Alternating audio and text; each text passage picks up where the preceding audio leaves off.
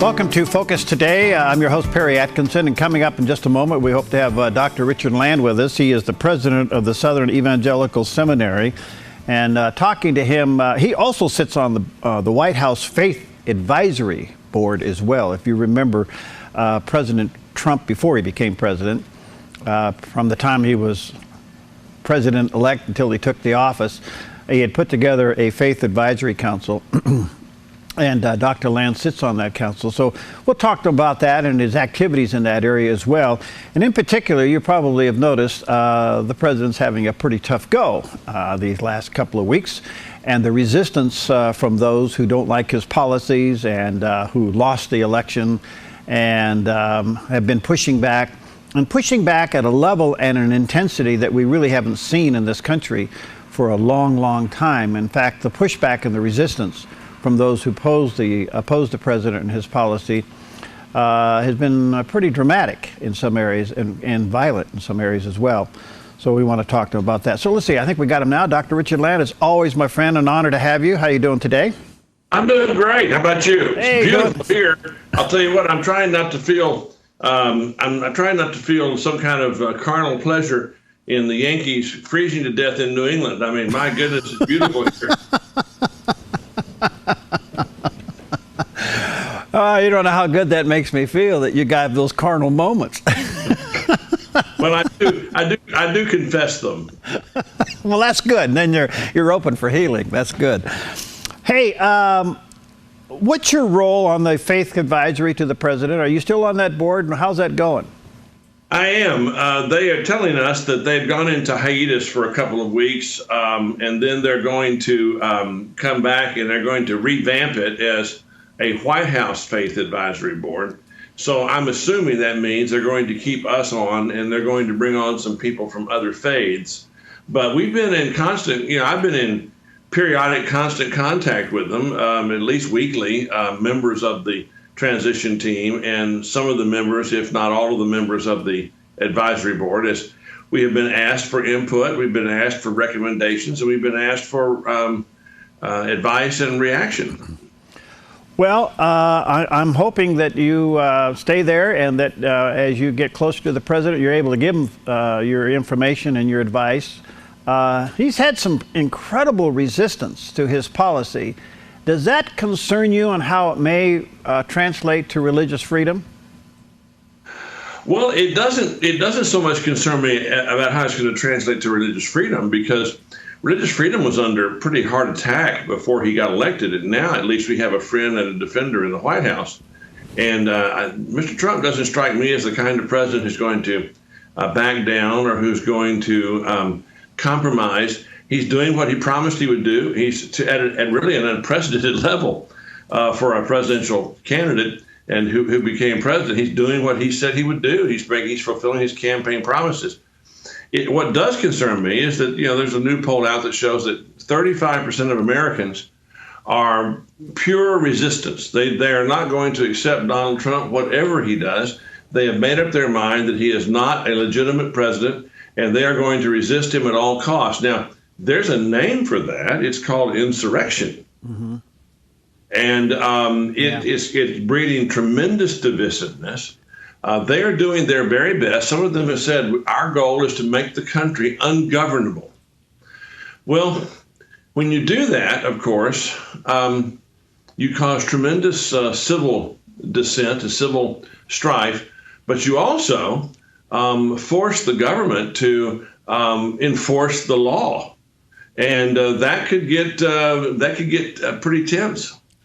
I would say we're right there, don't you? I mean, we're seeing some resistance now with really no law pushback. I mean, look what happened in Berkeley. Nobody was arrested, and that was all felony attacks on those buildings and everything else that they did, and nobody went to jail. So what does that tell you? Well, it tells me that the level of resistance and the incentive to make the country ungovernable doesn't just reside in the private population, but it also resides in elected officials at the city level, at the county level, at the state level, in some states, and at the federal level. And Basically what it boils down to is when it comes to federal law, the federal government is supreme.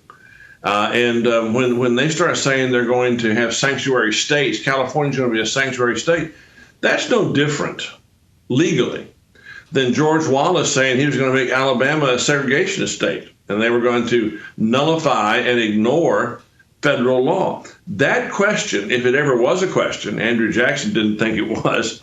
He threatened to hang John Calhoun, a senator from South Carolina, for his theory of nullification. But if there was ever a question about that, it was settled by the Civil War. Immigration law is at the federal level, and the federal government has the right to enforce immigration law. And any state that doesn't comply with it is going to face the full force of federal authority.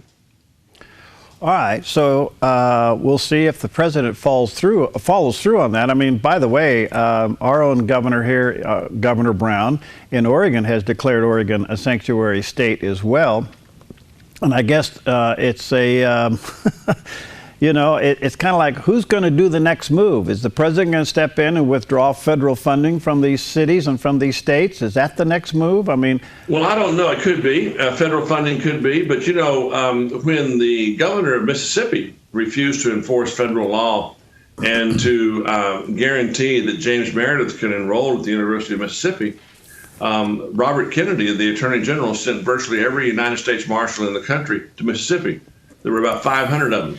They showed up in Mississippi to enforce federal law. Dr. Land, since the Ninth Circuit upheld the decision of the judge out of Washington to ban the ban, so to speak, we may be seeing a flood of follow-through of action like that in the court system, and especially in the Ninth Circuit, the liberal Ninth Circuit, to stop the president in any level they can. Where is this going to go? It's going to go to the Supreme Court, and that's why Judge Gorsuch's nomination to the Supreme Court is so vitally important. Right. Because I can virtually guarantee that if he is on the court, they will have at least a 5-4 decision in Mr. Trump's favor when it comes to these executive orders, when it comes to restrictions on immigration, pauses on immigration. Right. And what's amazing to me is that this federal judge in Washington can get away with being such an ignoramus. He says that first of all, it's none of his business. He doesn't have access to classified information. He is not to be the president's unappointed foreign policy advisor. He is to interpret the law. But he said that there have been no terrorist attacks from people from these 7 countries that have been identified by the Obama administration as particularly dangerous because they have no way to vet people from those states because they're basically failed states. Right. Well, I saw this morning there was a research that had been done that over 300 people have been involved in terrorist attacks that are from these countries. I mean, there's no King's X or get out of jail free card for being an ignoramus if you're a federal judge. All right, let me take a quick break. Dr. Richard Land's with us. He's president of the Evangelical Seminary.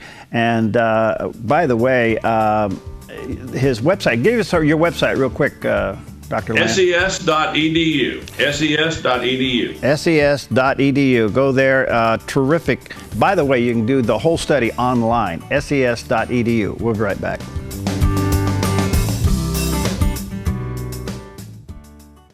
I'm Paulina Leiser, producer of Focus Today. Thank you for watching this video, and make sure to check our other videos at theDove.us. Welcome back to Focus Today, and delighted to have with us and honored always to have Dr. Richard Land with us. He's president of the Southern Evangelical Seminary. ses.edu is the website to the seminary there. And let me encourage you to check it out. Not only is it a great resource for so many things that we talk about, but really, most importantly, you can check out the seminary and do all of it online right there, ses.edu. Dr. Land, with the overwhelming resistance now of the liberal faction of our culture pushing back the president so much. Where do you think the church is in all of this? What do you think we ought to be doing as a church these days?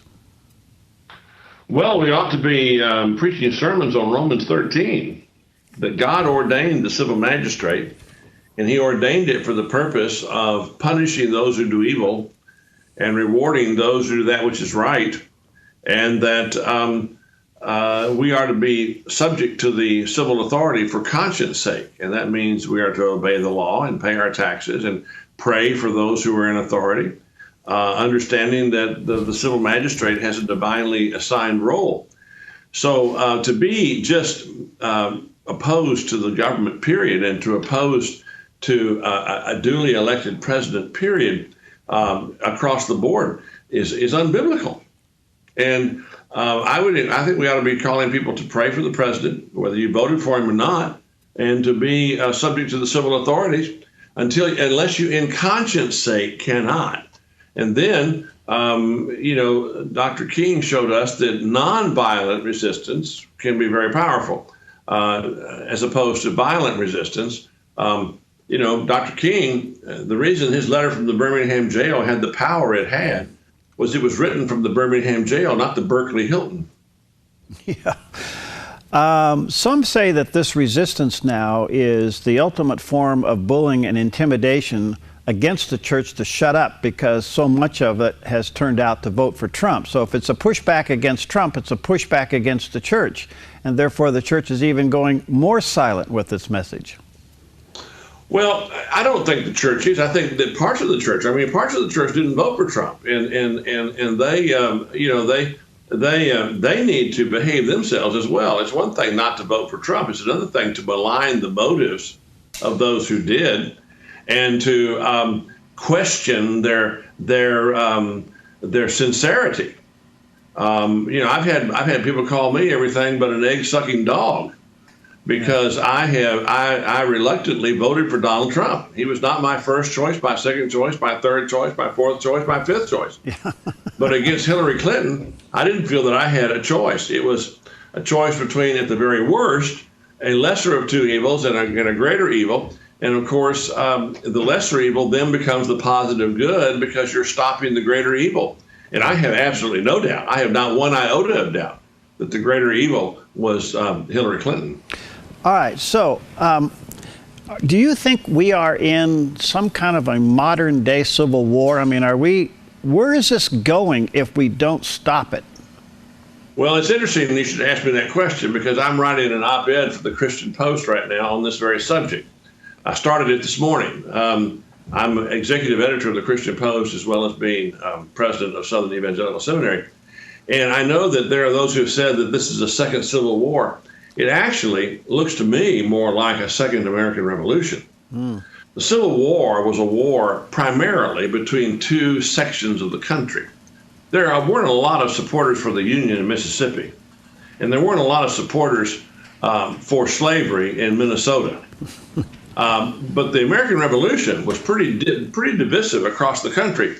We don't like to talk about it, but there were a lot of loyalists. I mean, it was probably a third were supportive of the revolution, a third were loyalists, and a third just said, "Don't fight on my farm." Well, this looks to me more like the progressives have tried, under Mr. Obama and Mrs. Clinton and others, they have tried to propagate a second American Revolution. And now, with Mr. Trump's election, you have a counter-revolution to the second revolution. So what you have going on right now is more like a second American Revolution than it is more like a civil war.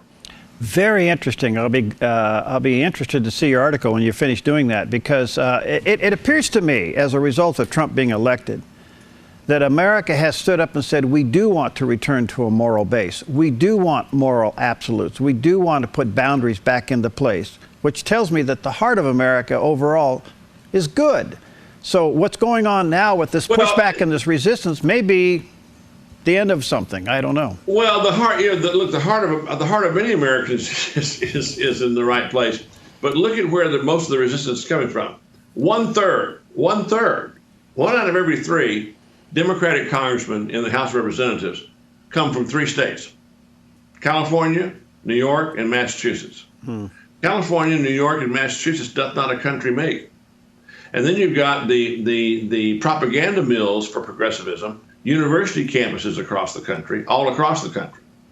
And these are where you have the people who have been propagating the Second American Revolution have been on the coast, the left coast and the east coast, north of the Mason-Dixon line. And you've got the campuses and you've got the media. And these are the people who are the engine driving this progressive resistance. And they've made significant progress. There's also a generation and an age gap here. People who are over 50 are far more likely to be supportive of Mr. Trump than people who are under 30. So, yes, I think that what you've seen is that, people have asked, I thought maybe the wisest short summary I've seen concerning this election cycle was given by Brit Hume from Fox News. As President Obama's helicopter was leaving Washington, he looked up at the helicopter and he said, people have been spending a lot of time talking about what is the legacy of Barack Obama. I think it can be summed up in 2 words: Donald Trump. Without Barack Obama pushing the boundaries and pushing the country far more left than most of the country wanted to go, you would not have had Donald Trump. Interesting thought, and it makes total sense. So as we swing back towards the right, and the left is going to resist every move of it, it appears, can you tell me what the left wants? I mean, can you tell me, is that they want no laws to restrict them, but laws to restrict everybody else? What is it they want? Yeah, of course. Look at what they've done on campuses where they reign supreme. They want safe zones where nobody's going to be challenged against their leftist propaganda and their leftist ideology. They don't want free speech. They want free speech for themselves, not for anybody else. They shout down anybody who has a view that disagrees with them. They try to get fired anybody who disagrees with them. They want to use the power of authority to silence any views but their own, which is very typical of the socialist left all over the world. They want redistribution of income, radical redistribution of income. They want American withdrawal from the world. They want open borders. They want to turn us into they want to turn us into a socialist state. And, at the inauguration, I saw this one woman who looked sane, which shows you that looks can be deceiving.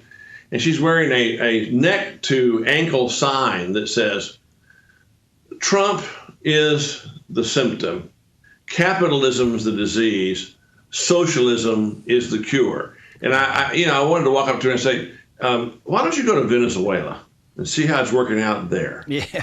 Why don't you go to Cuba and see how it's working out there? Why don't you go to any socialist country in the world and see how it's working out? Socialism, as Winston Churchill classically said, the problem with capitalism is that it unequally distributes the fruits of its system. The problem with socialism is that it equally distributes the miseries of its system. Yeah, and the Iron Lady, Thatcher, said the problem with socialism is you run out of other people's money. That's exactly right. See, what socialism does is it never produces any wealth. It becomes obsessed over ever more equitably dividing a never-growing pie. Capitalism grows pies. Then we can decide how we divide them. All right, back to the church just for a moment. I want to go to your heart here. Doesn't all this confusion, unrest, really provide an opportunity for the church? It does. It does. I don't think that the country has ever needed Christians to follow the gospel and to follow the gospel's commands more than it is needed today. And by that I mean going to all the world and to preach the gospel and to make disciples and to teach them all things whatsoever I've commanded you, including his teaching to be salt and light. As Martin Luther King Jr. said when he wrote his letter from the Birmingham jail, the church is supposed to be a thermostat, setting the spiritual temperature of society, not a thermometer, merely reflecting the spiritual temperature of society. And there's never been a time when America has needed us to be thermostats more. Boy, no question about that. Well said.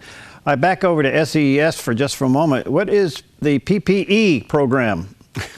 Well, we're starting a new concentration in philosophy, politics, and economics. This is based upon our core belief here at Southern Evangelical Seminary that no area of truth no area of endeavor, no area of truth inquiry is beyond the purview of the eternal truth of Holy Scripture. So that the Bible has something to say about every academic field. And, Paul tells us in 2 Corinthians that we are to tear down strongholds and bring every thought captive. That means thoughts about politics. That means thoughts about philosophy and about economics. We believe that the Christian faith has some very strong eternal truths to present to politics and to economics and to philosophy. And we are concentrating on those, hopefully building people who will be serving in government in coming generations. All right, so all of these classes are offered online along with your defense of the faith, everything else that you offer there at ses.edu? Yes, and also we have a lay institute, which is getting a very strong response. There are some people who want to know more about apologetics, they want to know more about philosophy, they want to know more about Christian doctrine and theology, but they're not quite ready to bite off signing up for a 3-hour credit course for college or for graduate school. Mm-hmm. And so we have a lay institute where they can take these areas, and we make it as accessible as possible. The professor comes on and says, now here's what I'm going to tell you. And then he tells you, and then we tell you what he told you. And what's happened, of course, is that we knew this would happen. People start taking these courses, this lay institute course, and then they get the bug, they get hooked. And now they're starting to take bachelor's courses and master's courses. But you're right, all the courses that we offer can be taken online, many of them streaming, which means you can take them live. And so you can interact with the professor and you can interact with your fellow students. And, we are relatively, I think, very relatively inexpensive. We try to keep our costs as low as possible because we want to make our programs as accessible as possible. So, for instance, the lay institute, the whole thing is $195. Wow. And if your church signs up for 12 months, it's $500 for the church, and they can use it for Bible studies, for youth groups, etc. And a bachelor's course is, I think, $770 a course, not a semester hour.